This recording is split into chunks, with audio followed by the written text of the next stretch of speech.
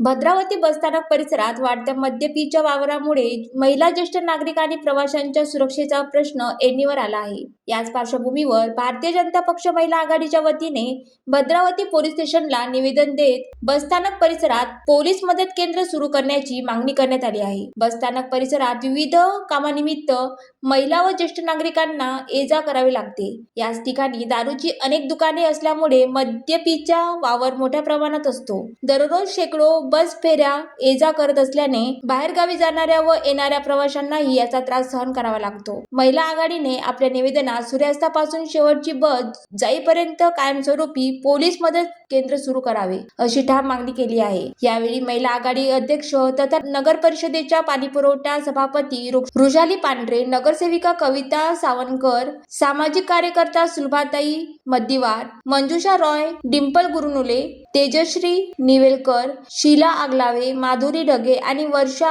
आत्राम याची उपस्थिती होती. महिलांच्या सुरक्षेसाठी आणि प्रवाशांच्या हितासाठी प्रशासनाने तातडीने पावले उचलावीत अशी मागणी यावेळी करण्यात आली आहे.